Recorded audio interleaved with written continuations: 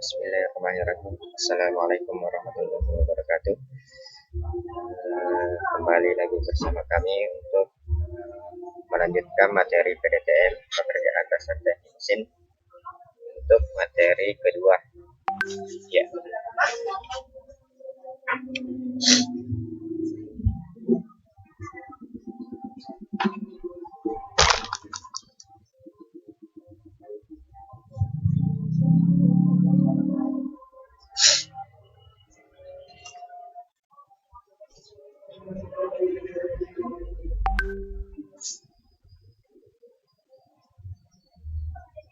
Ya, masih bersama kami Dadan Wahono yang diberikan kemana untuk memegang mata pelajaran pekerjaan dasar teknik mesin ya atau PDTM.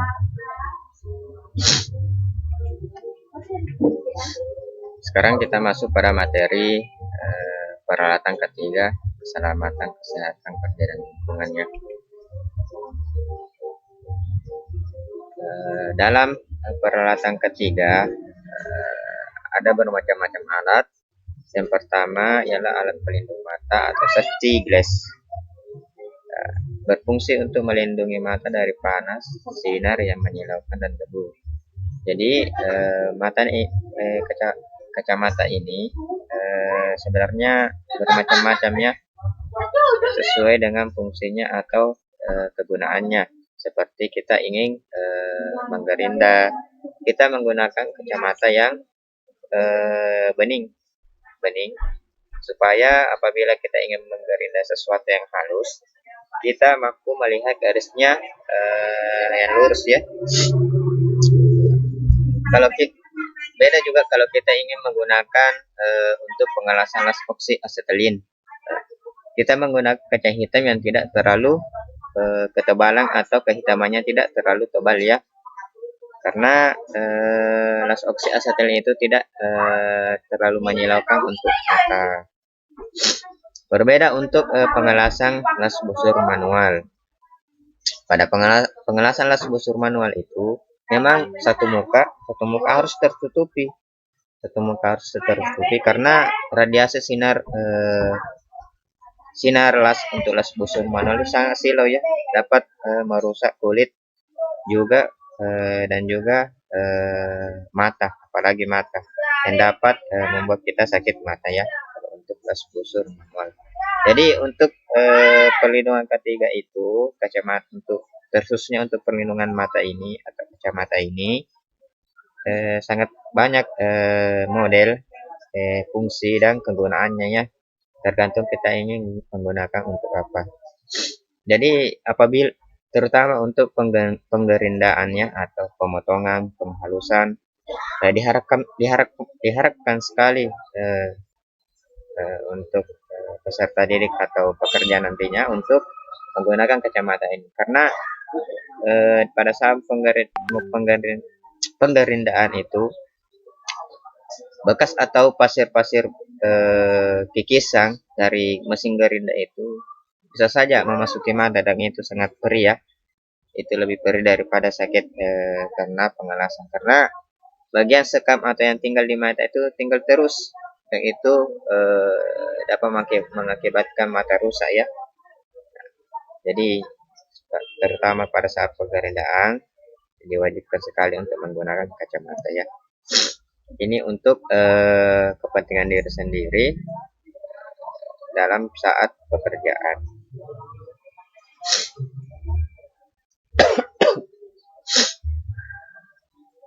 Selanjutnya dalam peralatan ketiga itu adanya alat pelindung kepala.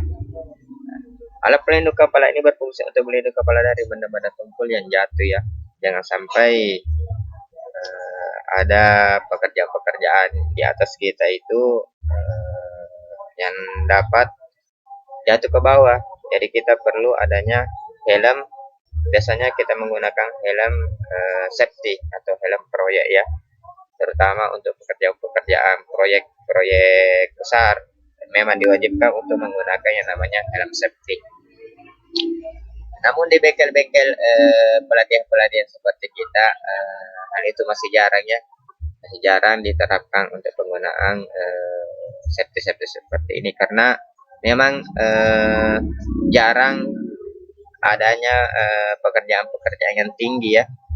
Jadi tidak adanya pekerjaan-pekerjaan tinggi. Jadi untuk kekhawatiran adanya benda-benda yang jatuh. Jadi benda-benda yang jatuh dari atas itu agak sedikit kurang ya, agak sedikit kurang. Jadi penggunaan helm ini masih tidak diwajibkan untuk di bengkel-bengkel atau di pelatihan-pelatihan sekolah. Namun untuk pekerjaan-pekerjaan proyek di luar itu seperti selain untuk menghindari terik matahari ya, untuk proyek-proyek jalanan, hal ini diwajibkan untuk menggunakan helm safety.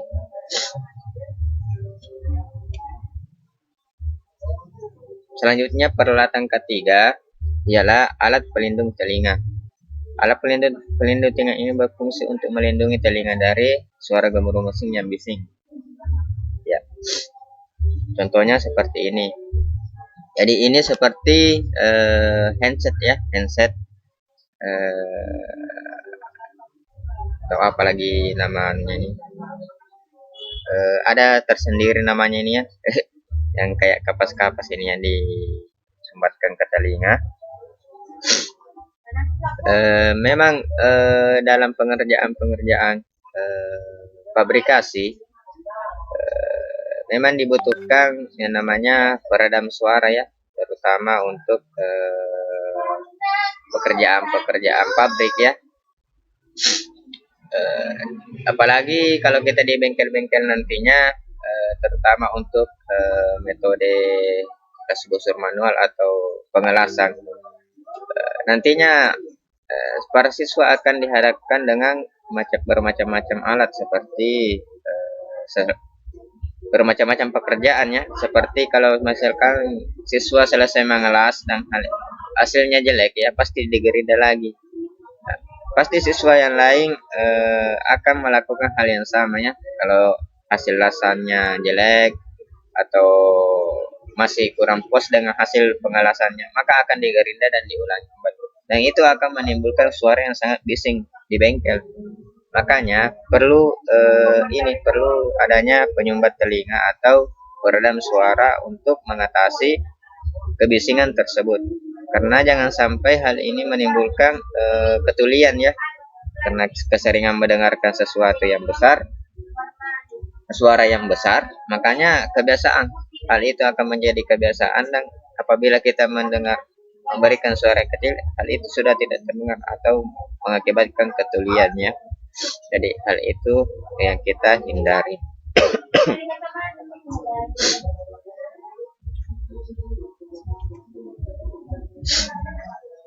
Selanjutnya alat ketiga atau keselamatan kesehatan kerja ialah alat pelindung tangan, berfungsi untuk melindungi tangan dari panas, benda runcing tajam dan bahan-bahan kimia. Ya, sebenarnya untuk sarung tangan ini bermacam-macam ya. Ada yang terbuat dari kaos, ada yang terbuat dari ini serat karbon atau kulit, ada yang terbuat dari karet, ada yang terbuat dari apalagi namanya, kain biasa ya. Nah, hal itu juga mempunyai fungsi yang bermacam-macam atau fungsi yang berbeda-beda ya. Seperti sarung tangan yang sering kita gunakan di bengkel itu yang seperti ini, yang sering kita gunakan untuk untuk menahan panas apabila kita mengelas las busur manual ya. Kebanyakan kita untuk menggunakan untuk pengelasan las busur manual untuk melindungi tangan kita dari percikan-percikan pengelasan, panas yang berlebih dari sinar ultraviolet pengelasan las busur manual dan pengelasan lainnya. Namun biasa juga kita salah gunakan untuk ini sarung tangan ini. Biasa kalau siswa selesai mengelas, dia langsung dia langsung karena dia pakai sarung tangan, dia langsung ambil itu benda kerjanya, baru dia bawa ke ini tempat ke tempat yang ada airnya untuk disiram benda kerjanya supaya dingin. Namun tidak seperti itu ya. Seharusnya dia harus menggunakan alat bantu yang namanya tang ya. Jangan seolah-olah kita mengatakan bahwa ini aman, ini aman-aman aja ya. Nah, namun kita tidak menggunakan sesuai dengan fungsinya. Apabila kita sudah menggunakan sarung tangan, selesai mengelas, bukalah sarung tangan itu. Kemudian kalau memang tidak cukup, teman yang lain kan ingin menggunakannya untuk pengelasan benda kerjanya. Jadi teman-teman juga harus jeli ya, menggunakan peralatan sesuai dengan fungsinya. Jangan sampai kita selesai pengelasan karena buru-buru atau apa, langsung kita pegang saja itu benda kerja yang selesai kita baru-baru yang selesai kita las, langsung kita pegang dan bawa keluar untuk didinginkan. Seharusnya kita harus menggunakan alat bantu yang namanya tang ya. Tang lebih aman dan lebih praktis.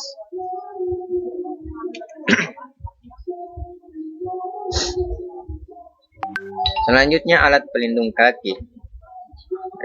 Dalam dalam K3 atau keselamatan dan kesehatan kerja, dari ujung kepala sampai ujung kaki itu ada pelindungnya masing-masing ya. Dan selanjutnya adalah alat pelindung kaki yang berfungsi untuk melindungi kaki dari benda tumpul dan percikan gelas dan lain-lain. Contohnya seperti ini. Ya. Di sini kita bisa lihat sepatu safety ini memiliki kurang yang tinggi ya. Kurang yang tinggi, dan biasanya di ujungnya sini ada besi. Ada besi yang melindungi kaki apabila kejatuhan benda-benda yang berat ya. Jadi kaki tidak langsung kena efek dari benda tersebut. Dan juga alasnya harus alas yang tidak mudah selip ya, tidak mudah selip, atau apabila ada bagian-bagian yang basah tidak mudah selip. Jadi sepatu safety ini memang dirancang untuk pekerjaan-pekerjaan proyek ya. Jadi kalau kita di bengkel tidak wajib untuk menggunakan sepatu safety. Tapi kalau ada yang punya orang tua yang kerja di proyek atau di mana yang punya sepatu safety, silakan gunakan sepatu safety tersebut. Ya, karena mungkin harganya agak mahal untuk kita terapkan di bengkel. Jadi untuk sepatu ini tidak wajib ya untuk kalian semua, tidak wajib untuk nantinya apabila praktek di bengkel, tidak wajib untuk sepatu safety ini. Namun kalau memang ada, silakan dipakai karena itu lebih menjamin keselamatan dan kesehatan kerja kalian sendiri. Ya. Ini juga berfungsi sebagai pelindung apabila kita melakukan pengelasan. Biasa itu kan meja pengelasan itu kan tidak tertutup ya, dia ada jaring-jaringnya. Jadi apabila kita mengelas, pastinya percikan lasnya itu pasti akan jatuh ke bawah, dan itu pasti akan mengenai bagian kaki kita. Jadi diwajibkan memang untuk memakai sepatu, walaupun itu bukan sepatu las ya. Selanjutnya alat pelindung badan, berfungsi untuk melindungi badan dari paparan panas dan sinar yang berlebih. Jadi ada beberapa pelindung badan yang direkomendasikan atau diwajibkan apabila kita di bengkel pada saat praktek ya. Yang pertama ini baju praktek. Nanti siswa pasti akan mempunyai ini baju praktek. Jadi apabila di bengkel ingin melakukan praktek, bawalah ini baju praktek, karena kayaknya tidak bisa masuk ya kalau tidak bawa ini, tidak memakai baju ini, karena ini salah satu kewajiban untuk memakai baju keselamatan kerja ya di bengkel. Dan ini pengaman tambahan ya, yang disebut apron atau celemek. Ini berfungsi untuk menyerap sinar yang berlebih atau panas yang berlebih. Apron ini terbuat dari bahan asbes ya, asbes, sehingga dia dapat menyerap panas dan sinar yang berlebih. Karena dia itu bisa melindungi dada kita, terutama dada kita dari pancaran sinar ultraviolet. Karena dada kita ini tidak boleh terlalu banyak menyerap atau terkena sinar ultraviolet, karena itu dapat mengakibatkan penyakit ya, penyakit pada organ-organ tubuh dalam ya. Jadi perlunya memang apabila saat pengelasan, terutama las busur manual, las mik plastik, kita menggunakan ini apron, dan juga baju praktek kita double dengan apron, sehingga panas dan sinar ultraviolet itu benar-benar tersaring ya, tidak langsung menyerang organ-organ dalam kita. Jadi seperti itu ya.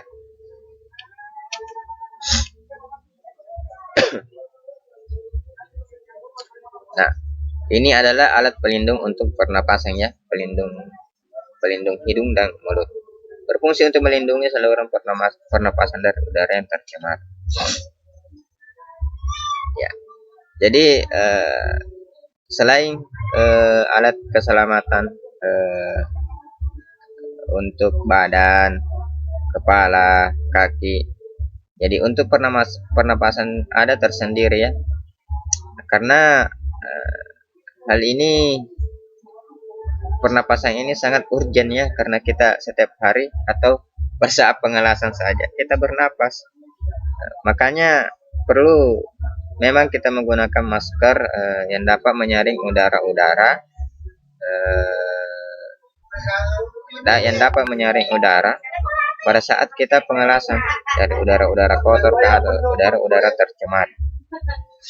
Jadi perlunya memang masker ini pada saat proses pengelasan, karena reaksi-reaksi yang terjadi pada saat las busur itu, pada saat kita pengelasan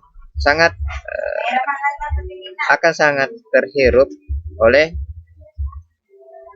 akan langsung dihirup oleh hidung kita atau mulut kita ya pada saat pengelasan. Bukan berarti pada saat kita pengelasan itu kita menahan napas, enggak ya, kita tetap bernapas, namun pernapasan itu kita konstan ya, kita atur napas kita pada saat pengelasan itu tetap konstan supaya hasil pengelasan kita lebih bagus. Makanya perlu memakai yang namanya masker ya, karena masker ini kita merasa aman pada saat proses pengelasan,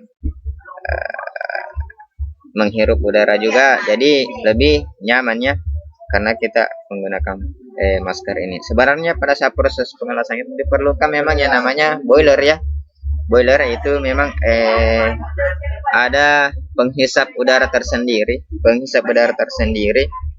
yang menghisap udara pada saat proses pengelasan. Karena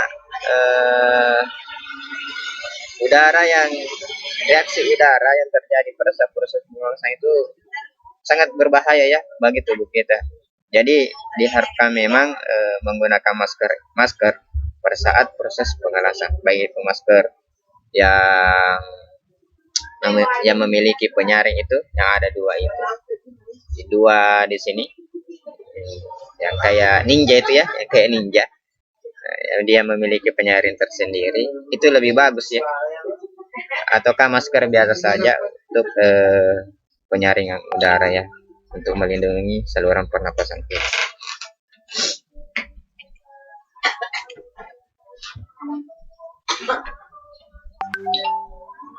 Ya, sebelumnya kita telah memahami apa itu K3L. Sekarang kita memasuki materi atau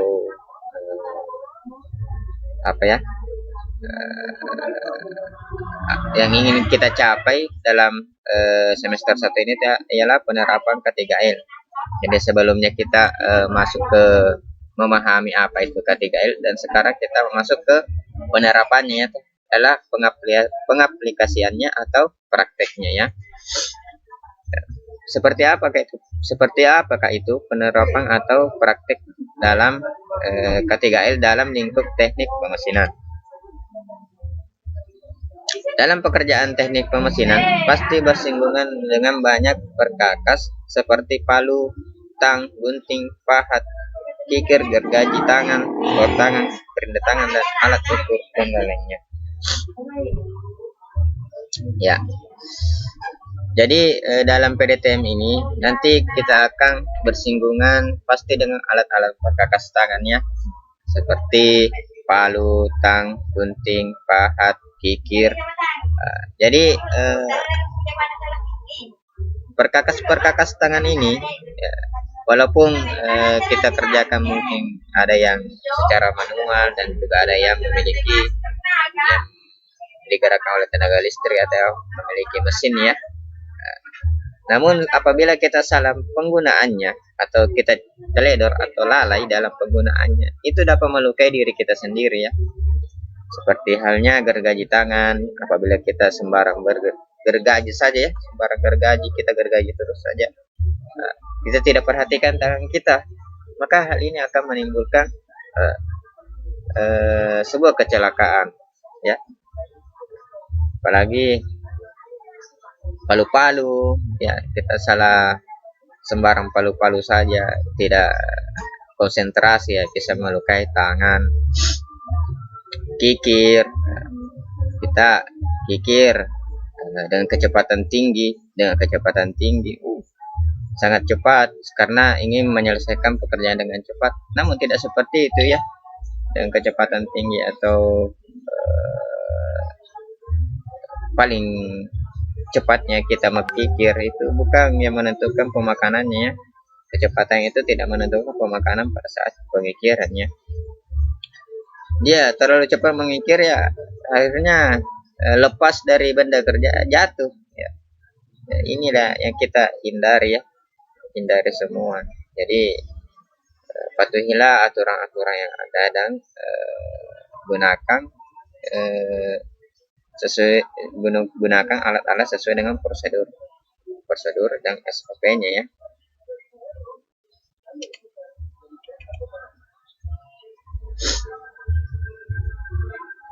Keselamatan kerja pada mesin pres, gerinda, dan bor. Keselamatan kerja pada mesin pres. Mesin pres merupakan mesin pengoperasi yang pengoperasiannya dilakukan secara mekanis atau dengan buatan bantuan operator ya. Dan adapun pencegahan atau pengamanan yang dapat dilakukan diantaranya, satu, diberikan kurungan atau pagar. Nah, jadi untuk mencegah orang-orang usil ya, ini orang-orang usil apabila di dekat mesin pres ini, untuk mencegahnya makanya dibuat pagar ya, dikelilingi itu mesin, dibuatkan pagar supaya mencegah anak-anak menyalahgunakan atau karyawan-karyawan usil yang tidak ada kerjaan gitu sembarang menggunakan alat tersebut. Jadi selain alat bisa rusak, alat tersebut bisa apabila dia tidak mengetahui cara penggunaannya, dia bisa melukai diri sendiri ya, kecuali selain alat bisa rusak ya. Membatasi jarak jalan, jadi ada pembatasan jalur jalan ya, jalur jalan apabila kan ini masing mungkin agak besar ya, jadi harus adanya pembatasan jalan ya. Knop, tekan dua tangan, pengonon tarik dua tangan, dan alat bantu yang memenuhi syarat. Saya juga kurang tahu sebenarnya alat pres seperti apa yang dimaksud di dalam buku ini. Mungkin kalau sepenangkapan kami mengenai buku ini, alat pres yang menggunakan hidrolik ya.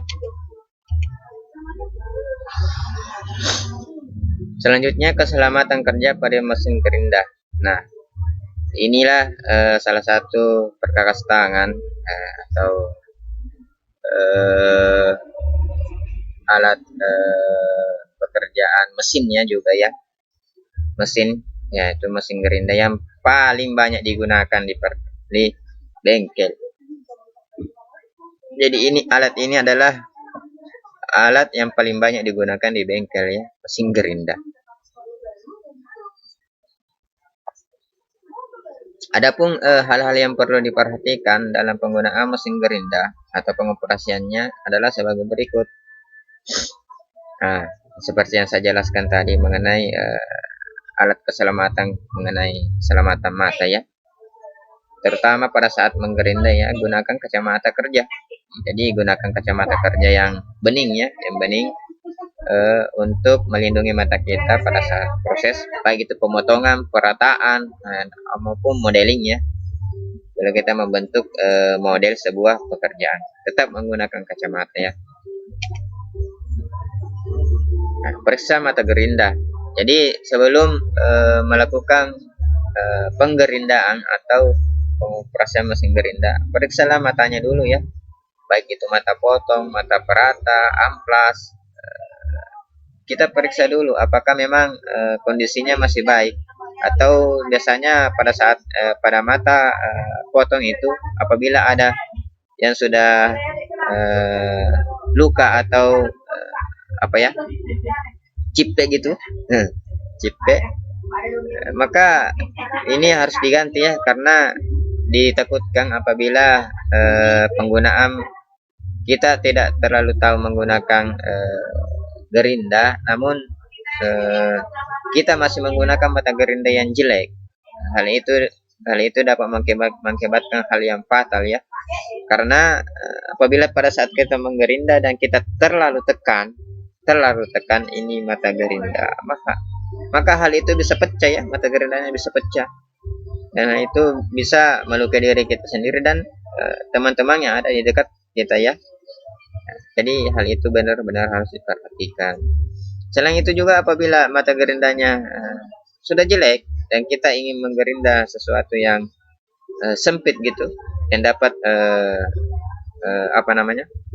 menjepit di mata gerinda, itu juga dapat mengakibatkan sesuatu yang fatal ya, karena itu dapat memutar tangan kita sendiri ya.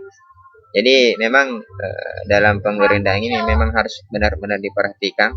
Selain gerinda ini adalah mesin yang selalu digunakan, dan ini juga adalah bisa dibilang monster ya. Ini adalah bukan saya menakut-nakuti, cuma ini harus benar-benar diwaspadai ya. Mesin gerinda itu bisa dibilang itu adalah mesin monster ya, karena memang selain mungkin kita anggap rem saja, cuma kita pegang, tahan, namun tidak seperti itu ya. Ada proses-proses penggunaannya tersendiri ya. Ada prosedur penggunaan. Jaga kecepatan tetap konstan. Jadi dalam proses pengerindaan itu baik itu kita memotong, merata, melakukan pemerataan gitu, permukaan atau apa, kecepatannya harus tetap kita lihat ya, apakah memang kecepatannya bagus. Kita bisa lihat dari segi kecepatannya, bunyinya bagaimana, apakah coolnya bagus. Jadi pada saat kita meletakkan di benda kerja, jangan terlalu ditekan ya, jangan terlalu ditekan, biarkan berikan sedikit tekanan tapi tidak terlalu banyak, karena sebenarnya gerinda itu sudah berat ya, sudah memiliki beratnya sendiri. Jadi kita cuma sedikit menambahkan tekanan saja ya untuk pekerjaan-pekerjaan seperti itu. Seperti halnya kita memotong, kita tidak perlu tekan ya, kita tidak perlu tekan karena karena putaran itu ya sangat kecepatnya, dan itu yang akan memakan benda kerja sehingga terpotong ya.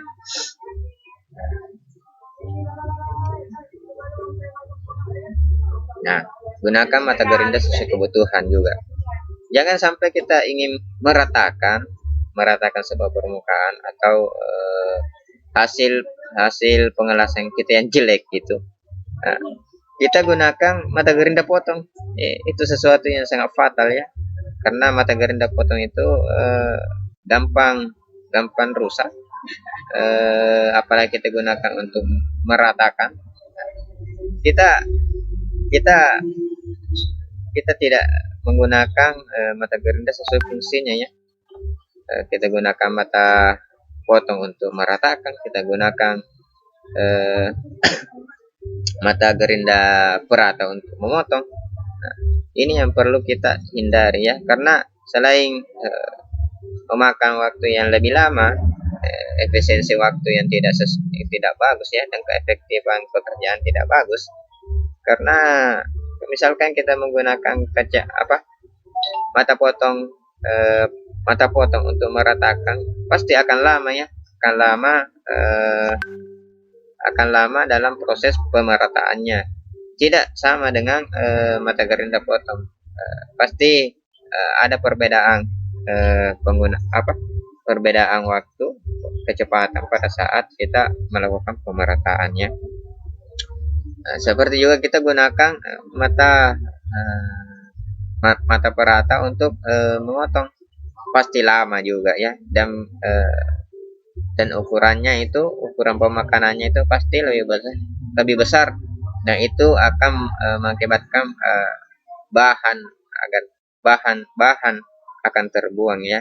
Ada beberapa pasti bahan yang terbuang kalau kita menggunakan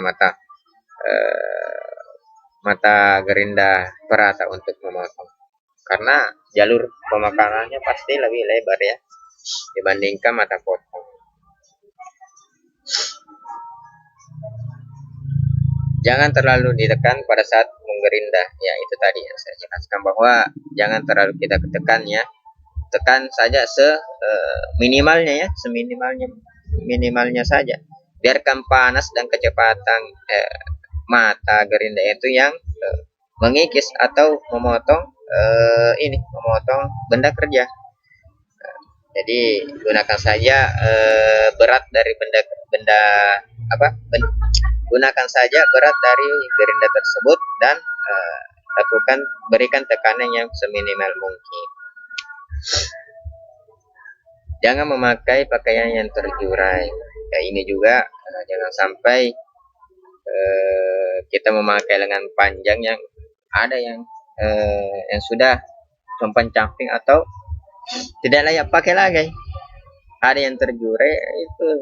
Hal itu bisa mengakibatkan sesuatu yang fatal atau yang dapat mengakibatkan terjadinya kecelakaan kerja ya.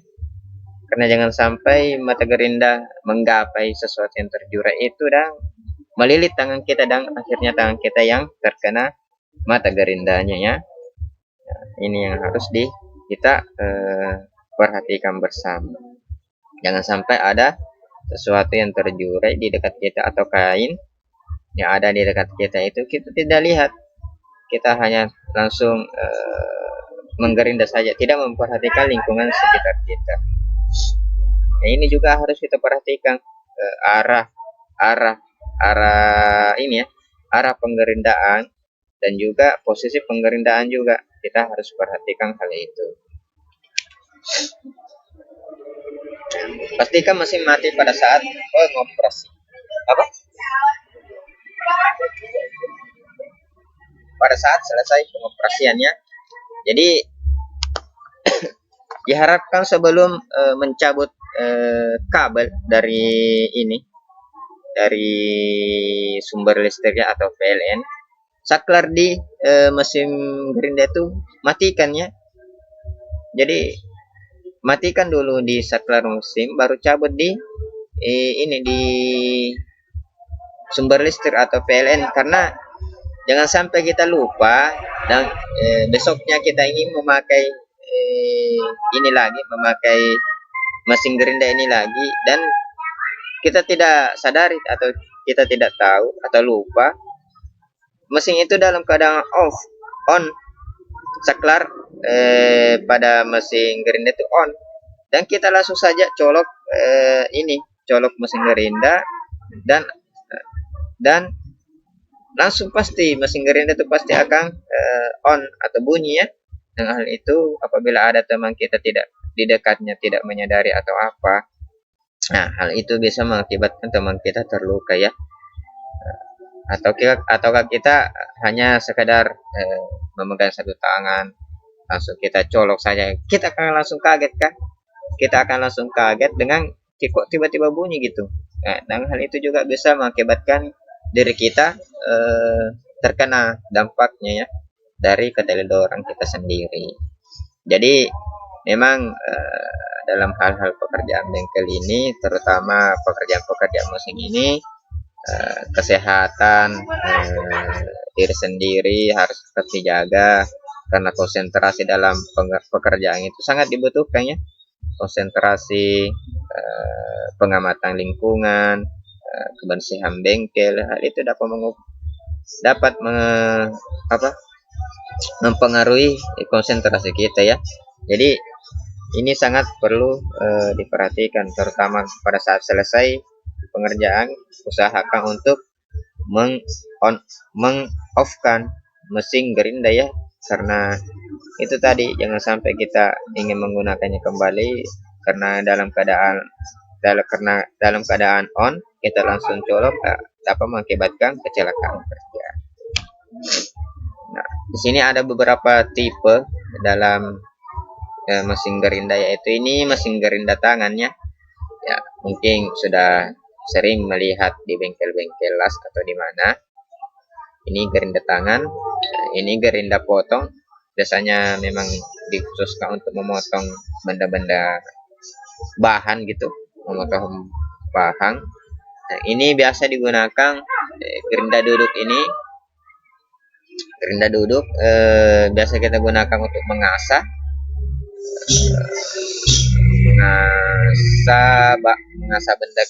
benda ya. Kalau di bengkel kami dulu di kampus itu digunakan untuk mengasah pahat bobot ya. Digunakan untuk mengasah pahat bobot untuk mesin duduk seperti ini.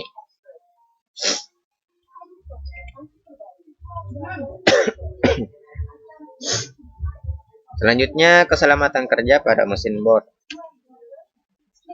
Mesin bor merupakan mesin perkakas yang digunakan untuk membuat lubang.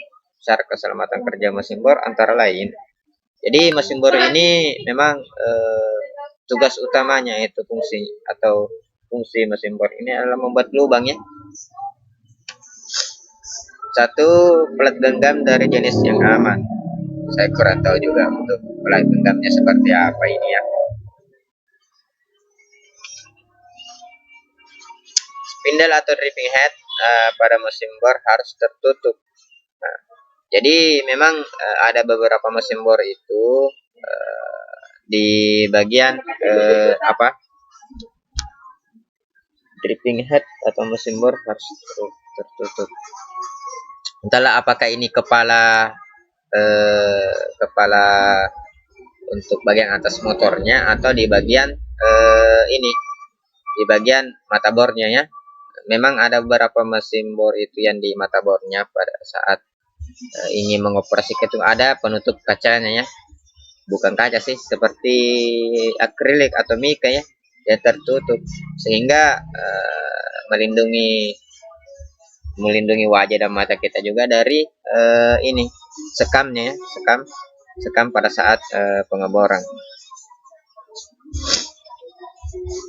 Klem atau jig tersedia. Jadi di dudukan mesin bor itu biasanya ada dudukan atau catoknya ya. Ada catok untuk menjepit benda kerja, sehingga apabila kita mengebor kita tidak perlu lagi memegangnya dengan tangan atau benda seperti tang atau benda-benda penjepit lainnya ya. Jadi memang sudah ada tersendiri catoknya untuk mesin bor untuk menjepit benda yang ingin kita bor ya.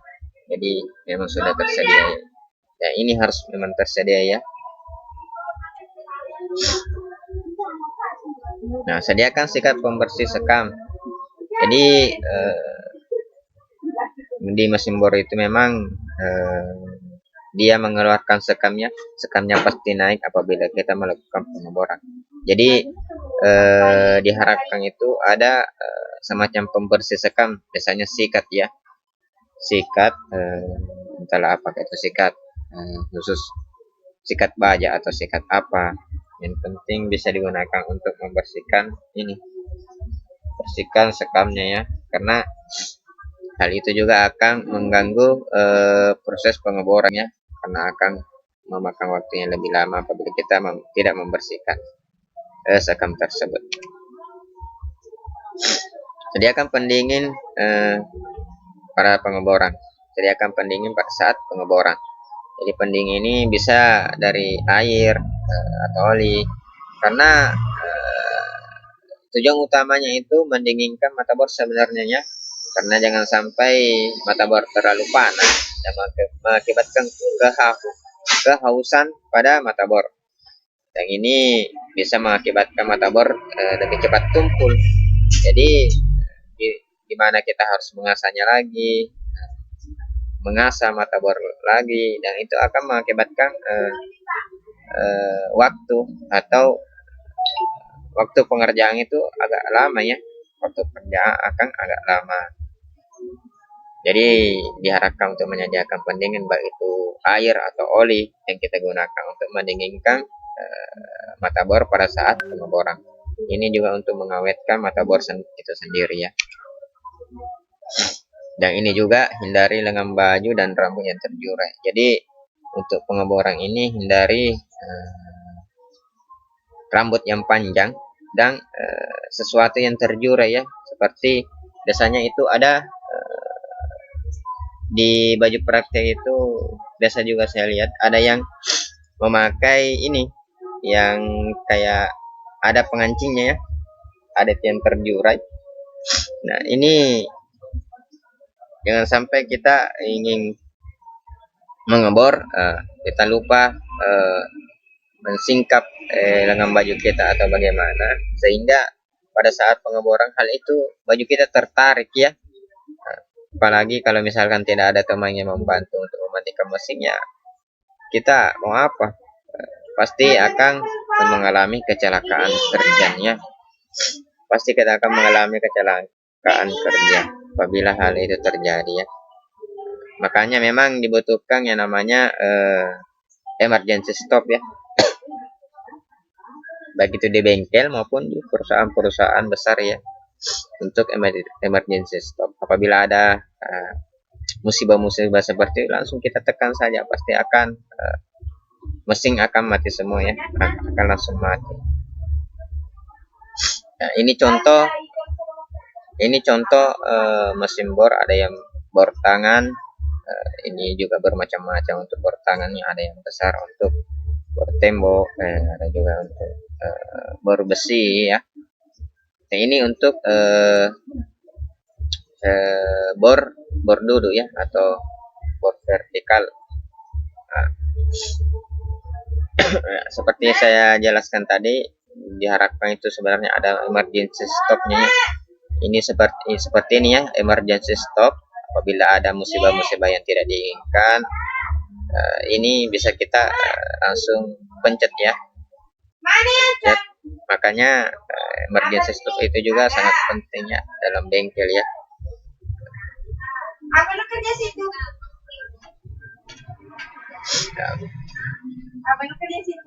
Ya, mungkin itu saja pembahasan materi untuk pekan ini.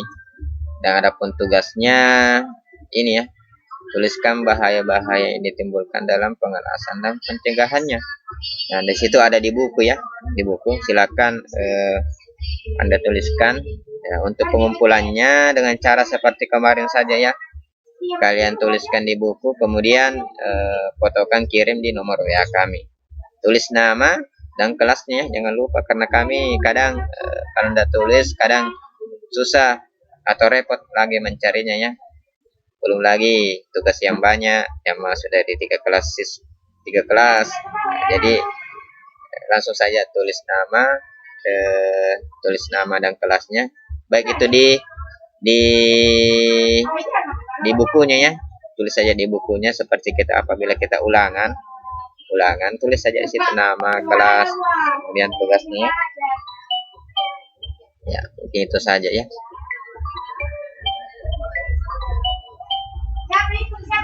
Mungkin itu saja yang sempat kami sampaikan pada pekan ini. Mudah-mudahan apa yang kami sampaikan dapat memberi manfaat bagi kita semua, baik itu untuk adik-adik sekalian maupun untuk tambahan ilmu bagi kami sendiri ya. Karena semenjak kami masuk di sini, ilmu kami semakin kami sendiri saja semakin menuntut ilmu ya. Karena menuntut ilmu itu tidak ada kata habisnya. Kita harus selalu menuntut ilmu, baik itu ilmu pendidikan maupun ilmu-ilmu yang lainnya. Mungkin itu saja yang sempat kami sampaikan. Mudah-mudahan ada manfaatnya. Subhanakallahumma wa bihamdik, asyhadu an la ilaha illa anta, astaghfiruka wa atubu ilaik. Assalamualaikum warahmatullahi wabarakatuh.